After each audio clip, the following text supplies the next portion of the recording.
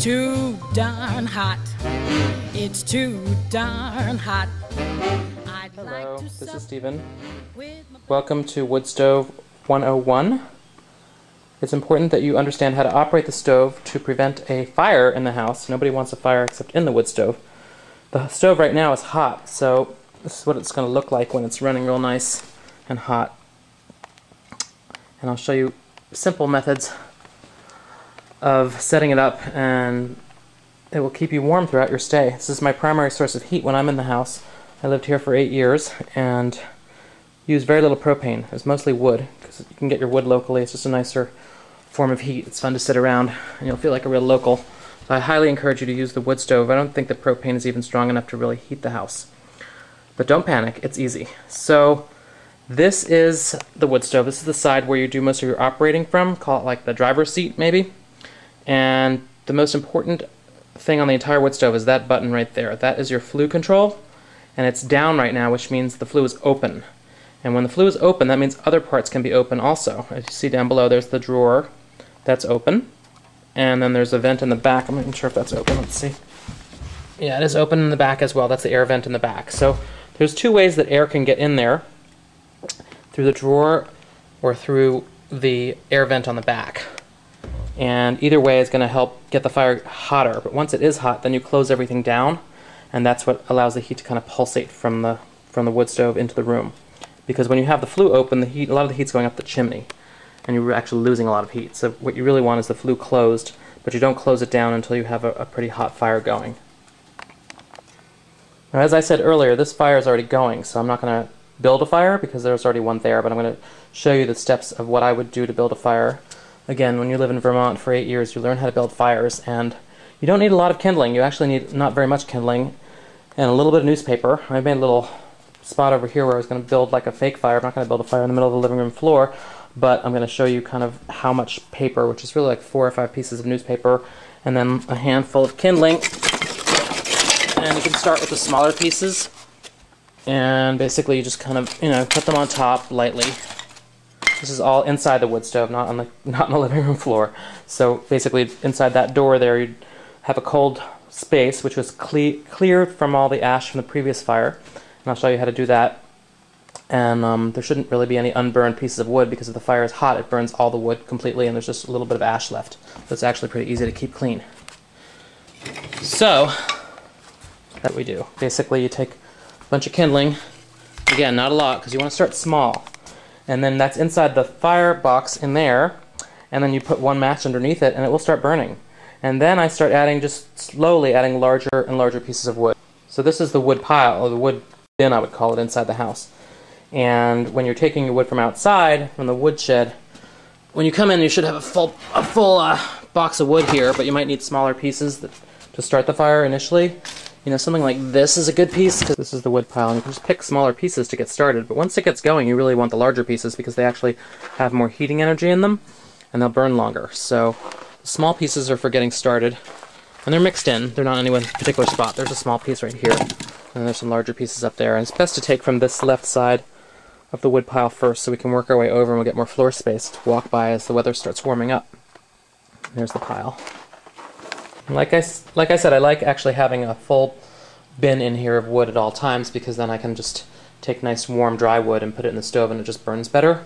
The cold wood, frozen wood, will burn after you have a fire going. It's not really a problem at all actually, but it's just nicer, especially when you're first starting a fire, to start with warm dry wood. This is the ash can. You're really only supposed to put cold ashes in there, but if they're a little hot, that's kind of okay too. Now back to the actual operation of the stove. As you can see, as I said, the flue handle here is down, which means it's open. And once it's open like that, that means anything else can be open too. If it's up, which I'll show you what that looks like. Basically, should be wearing gloves, but I'm very used to this, so I'm not going to wear gloves. So you can see my hand going up. That's closing the flue, which I should not be doing because there's actually still some spaces open. So once you close the flue, then the air has no place to go, so you really want to make sure everything else is closed, or the smoke will just come right back out, any open holes. So basically the flue is open right now because it's down, and before I close it I should have closed these two things, which is the back air vent and this one. And you can open the back air vent, again, when the flue is open, which it is right now, you can always open the back air vent to put some more air in there. And you can open the drawer to get even more air in there. This is what you want. This is the way you want to have it when you're first starting, because you need a lot of air to generate a fire, to get it going, to start adding more wood. Once the fire is hot, then you close it down. So if we were just starting, putting that pile that I created in there and lighting it and slowly adding bigger and bigger pieces of wood from here, then eventually, we'd leave this open and this open until, the fire was really hot, which it is pretty hot right now. There's no problem closing it down. You can see it's about 300 degrees on the thermometer there, and anywhere kind of between 300 and towards that red zone there, you can be pretty okay about closing it down. I'm going to show you how we clean it out now. Basically, to clean it, you should always be wearing gloves. I'm not, because I'm operating a camera, so it's a little too hard to operate the camera and do the gloves. And before you ever open anything, make sure the flue is open. And it is, so I can open the door. You can see we've got quite a nice fire in there. The sunlight's streaming through. It's quite beautiful, actually. And if it were empty and cold, you'd still do the same thing, which is basically shake the grate that's on the bottom back and forth a little bit, like that. And then the ash will fall through the grate into this drawer. Like I said, it's pretty straightforward. And I'm going to close the door because it's actually very hot. So once that's cleaned out, you've got the ash on the bottom, then you would put that in because it's all clean and you've got a good airflow from below coming up because you've cleaned it out. You want to make sure it's clean. It's going to make a much better fire. And then you just take this can out and empty it in the ash can back here. Now, as I said, you're not really supposed to put hot ashes in here, but I'm doing it because the fire's already going. Always keep the lid on the ash can. It's important, hot or cold. It just keeps all the ash inside and not flying around the room. That's good. And you can see the pan is now emptied, so I'm going to close it back up, put it in there. And what you do is you just keep adding wood inside the firebox, little by little, until it gets hot, hot, hot, which it is right now. Once it's hot, hot, hot, you can close the drawer. You can close this air vent in the back, which is easily opened with this lever up here, but the closing part doesn't work, so you can open it, but you can't close it with this lever. But you can just touch it with your hand. It's actually not hot at all. It's a little piece of aluminum or something. It doesn't get hot, so you can close it that way, but you can always open it with this thing. Pushing it back opens it, and pulling it that way will allow you to close it like that. And that's pretty much it. Excuse me. And if the flame is, really hot, the fire's hot, then you can close down the stove by doing that, turning it up. This key is your key to everything operating on the stove. You don't ever need to open the front of the stove. There's really no need to do that at all. Do not load wood through there at all. It's much more efficient to load it through the side. You have more control over everything. You can see how the flue is doing. There's a fan on top of the stove that's thermoelectric. The heat actually creates electricity to turn the fan, so it doesn't use any electricity, or it generates its own electricity. There are no wires except inside the thing itself. And it actually bends according to the heat to sort of circulate the air better. So that's cool. Just leave that there, and it starts on its own once the top of the stove gets hot enough. I also like keeping a kettle of water on the stove. It's nice to have hot water. You don't have to heat it up on the propane stove. You can save a little energy that way, and you always have water for tea or hot water for anything else you might want hot water for. I'm actually heating some beans up there right now. You can do sort of light cooking on top of the stove. It's kind of fun. I wanted to also mention that there is a fire extinguisher. It's hanging on the wall right here in the living room, next to the couch and everything. And obviously it will help you put out a fire in case there is one. Most common fires are caused by what's called a chimney fire, which is when you just leave the flue open and you let the fire get way too hot before you shut it down. If you ever see the chimney burning bright orange or red, you're getting close to a chimney fire, or maybe you even have one. And the best way to stop a chimney fire, if you do happen to have a chimney fire, is to stop air from getting in, which basically means close the flue, close any air vents on the side. There's no air getting in, and the fire will go out by itself. So the worst thing you can do with a chimney fire is open anything and try and you'll be letting more air in. So if you ever notice the stovepipe glowing and getting too hot, make sure you close down the flue and close down the drawer and close down the air vent in the back, and it will go out by itself. You can always call 911 in an emergency. They will respond. I will show you other heating things that will help you keep the house warm. One of the things is this fan up in the corner up here. This one is operated by a switch that is on the cord right there, and it's just a simple on-off switch. And what it does is it's pulling the air actually from the living room into the kitchen. So it's making the kitchen warmer because there's no heat source in the kitchen. And then I like to open up all the drapes between the rooms, you know, as long as no one's sleeping in here and you're all awake, then you can open that up, because that will allow more airflow. What you want to do is allow flow through the house. And then I open the room, the doors to the utility room in here, and then there's kind of a circulation of air that happens, and it comes back in here and gets reheated. So it heats the downstairs really well. The heat rises just naturally, so the upstairs is actually pretty warm once you have the wood stove going for a while. So that's real nice. This rack next to the stove is usually kept in the laundry area over here. There's several of them in here. Turn the light on so you can see them. Next to the washing machine. And they're great for drying things in the winter. You have a lot of snow, things just get wet. I ask at the end of your stay that you would put any wet towels you have on the racks out here so that the housekeeper doesn't find a pile of wet towels. There's nothing quite as disgusting as that. If you build up the fire really hot and you close it down like at 11 o'clock at night, when you wake up in the morning, unless it's extremely, extremely cold out and windy out, you should have hot coals in the morning. So all you have to do is add maybe a little bit of kindling, and you don't even usually need kindling, just a couple of smaller logs. And obviously you have the flue open to let more air in, and you know the drawer at the bottom and the air vent in the back open. That will allow more air in to get it going again. And you just put bigger and bigger logs in the same way you did when you first started it. And within a half an hour or an hour you should have a really hot fire. And then you can close it down again during the day and just slowly, you know, add a log. I guess the main thing to keep in mind to avoid any problems is that flue. You know, if you ever want to add a log, like right now it's very hot, but the logs have kind of burned down. So if I wanted to add a log, I would first always open the flue, always, and then open the door. And you can kind of, you know, poke the logs around a little bit if you need to, like that. And then throw any size log. When you have that many hot coals in there, you don't need a small log, so you're better off putting in a big one like this one. And it's going to generate a lot of heat for you. You can see what I'm doing. Throw it in there, and I should have gloves on because you never know when sparks are going to fly out. You gotta be careful about that. So, again, the sticks are good for kind of manipulating things. You can always, you know, shake the grate a little bit too. Doesn't hurt to do that. And, you know, I like to fill it up as much as possible whenever I'm filling with wood because, you know, once the fire's going, it can handle being full. And especially if you have a lot of coals like are in there right now, you can put anything in there and it'll be fine. And then you can use this tool to kind of close it. You'll feel it just tightens a little bit when it actually is more sealed. Whoops.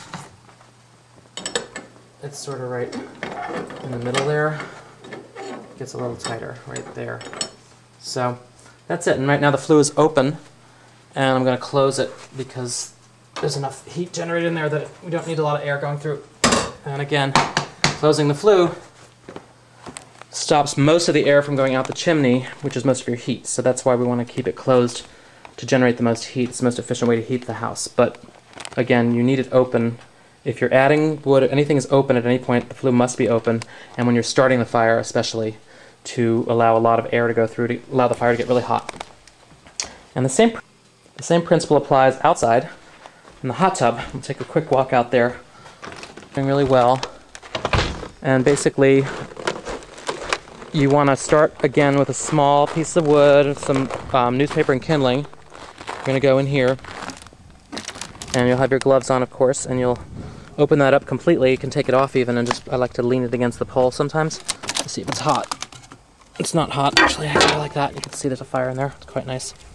And you can sort of lean it like that.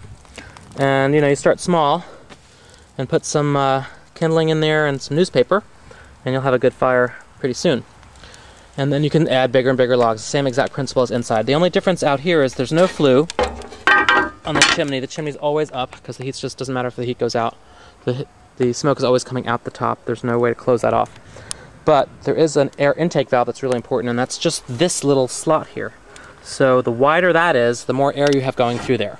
Okay? So a little bit open is going to give you kind of a slower burning fire, and it's going to last longer, but not as hot. So in the beginning, especially when you're getting a fire going, same principle as inside, you want it to be as open as possible, but not too open. If you have it too open, then you can see you're in the box part. You don't want that. You just want that. So it's mostly open, but not completely open. Not too far open. And basically, once it gets going, and you just want to kind of have it like a car in idle, then you're going to close it down almost all the way, maybe leave a little hair you know, a little hair open to let some air in there so it doesn't go out completely, because it will go out if you close it, because there's no other way for air to get in besides that little crack. So my hot tub is actually pretty hot right now, so I don't need a big fire, so I'm going to leave it almost completely closed, because there's still a lot of wood in there, as we saw, and I don't want the fire to go out and then have unburned piece of wood in there. That's not good, because it just clutters up the wood box in there. Once you get the fire going really well in the hot tub, then you want to stir it around with the paddle. And you can see all the steam coming out, 'cause it's pretty cold today. But if you just kind of like stir the water around with this paddle, this canoe paddle, then basically you're kind of moving. It's just good to move the water around because it tends to get hotter closer to the stove. So that's a good way to kind of keep the temperature the same all around. When you leave, the night before you leave, you should open the back, the entrance to the wood stove here, this metal plate. You should pretty much just leave it completely open so that the fire will go out completely. And hopefully most of your wood has burned. You sort of time it that way if you can. The last thing you do is just leave that completely open so that in the morning the stove is completely cold. And then once you know that it's completely cold, then you can drain it. When we like to leave the stove completely drained for the next guest. And the way you drain it is by pulling on this cord over here. You can see that cord right there. It goes to the drain at the bottom, and then the water drains out down below here and down this tarp. So this cord is the drain cord, and just pull it out and let all the water drain. Again, never ever drain the hot tub when the stove is hot. You have to make sure it's the next morning after the stove is cold. You want to touch the stove. In the kitchen we have a trash and recycling, and recycling goes on the left side and the trash goes on the right side. And it's really important that you do not leave trash in the house when you leave, because it could be several days before the housekeeper can get back in here. And trash left inside is not nice. It attracts vermin and it smells bad. So it's really important that you just take it out to the woodshed. There are 2 containers out there. One is going to be for recycling and the other is for trash. This is the smaller one, I believe, is recycling. It's empty right now. And it was recycling, I just emptied it. So this is trash, the bigger one. And you can look inside to see what's in there, if anything, before putting one in one or one in the other. It might shift sometimes. And in Vermont, pretty much all paper and metal and bottles and glass can be recycled. And it's all in plastic too, and it can all be commingled. You don't have to separate it.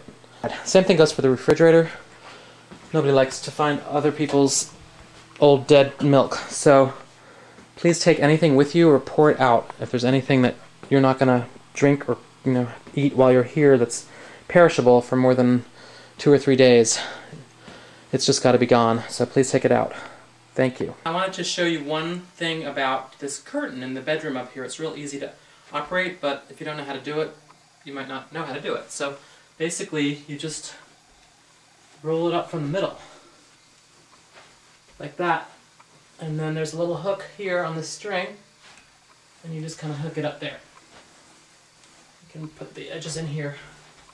That way you can get a lot of sunlight during the day, and at night you just unhook that and it falls down just like that, and then you can have darkness and you can sleep later. Always a good thing. Thanks for watching. Have a great stay.